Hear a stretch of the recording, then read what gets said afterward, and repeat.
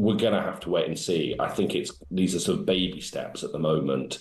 Get the ceasefire in place, withdraw Israeli forces, get the hostages out, and then sort of move through the various phases bit by bit. Well, let's speak now to Alistair Bunkall, who is Middle East correspondent for Sky News. Morning, Alistair. Morning.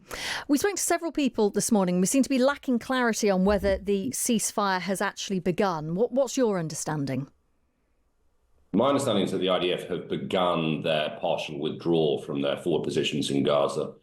That started overnight. It was done under the cover of darkness and the cover of airstrikes and artillery strikes.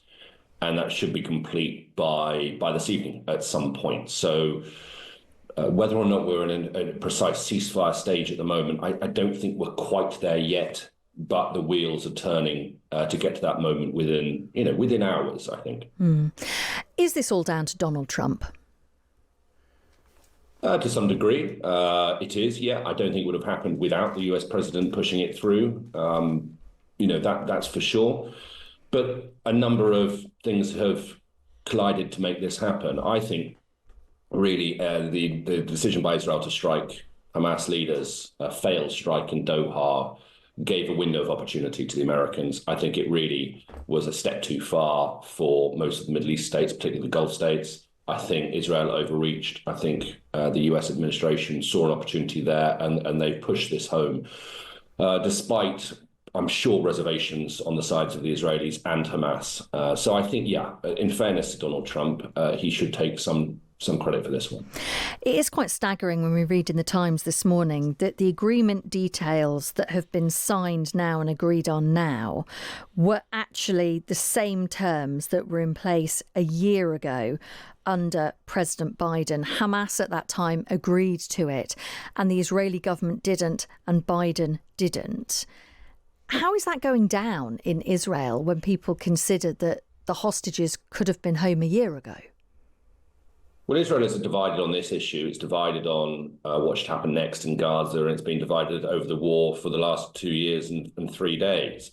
But there has definitely been growing anger that the war has dragged on longer than a lot of people feel it needed to, particularly as you've had in recent months leaked briefings from senior IDF commanders, including the IDF Chief of Staff himself, questioning the wisdom of renewed offensives in Gaza. So, don't underestimate the number of people in Israel who feel that a deal could have been done sooner, whether it was a year ago, whether it was 3 months ago. They do believe that opportunities were missed to do deals, and they hold Benjamin Netanyahu responsible for the hostages that remain in there. In some cases, they blame him for the hostages dying because they say that if you'd got them out sooner, they would have survived. And so there is anger. And that will play out in elections whenever that might happen. October 2026 is when it's due to happen, but it could be sooner. We've heard this morning that there is a lot of optimism in Israel amongst Israeli citizens that this is going to happen and that they almost won't tolerate Benjamin Netanyahu trying to restart the war should he choose to do so. There's nothing to suggest he would after the hostages have been released. But there are huge challenges. This is just, of course, the first step, isn't it, in the ceasefire. It's not a peace deal, despite what Trump says with this being an everlasting peace. Just talk us through the main challenges as you see it. Well, there are a lot of challenges because there are a lot of unknowns still in this. Either we haven't been told the detail of various phases or they are yet to be worked out. Some primary ones for me, who's going to govern Gaza? Will it be a Palestinian administration of some description? How are remaining Hamas leaders going to be treated? Will they be allowed to remain in Gaza or will they be sent abroad somewhere? But I think the main one really is what guarantees do Hamas have, and we assume they've been given some guarantees by the Americans, that once they've released the remaining 48 hostages, what's going to stop them? What's going to stop Israel from going back to war again? Look at what's happening in Lebanon. There was a ceasefire there many, many months ago. And although there's not a ground invasion anymore, and it's not fierce, intense fighting, Israel's carrying out airstrikes in Lebanon, a couple of times a week on average. And I think, it's going to be difficult to stop Israel attacking Hamas in Gaza in the coming months if the Israelis feel they see evidence of Hamas arming or potentially threatening Israel in some way. So it's going to be very, very fragile. I was reading this morning that a senior Hamas official has actually told a Qatari news station that he, or the group, doesn't accept Trump's plan for a board of peace led by Trump himself and Tony Blair to oversee Gaza. How much of a potential problem could that be? I think it would be a problem if that is a view shared by all of Hamas. I mean, don't underestimate how so fragmented Hamas leadership is now. I mean, not just geographically, sort of split between Qatar, Gaza, Turkey a bit, bits in Egypt as well, Lebanon, but actually fragmented in terms of where they are all in their own heads on what should happen next. They are pretty divided now. Their senior leadership has been wiped out.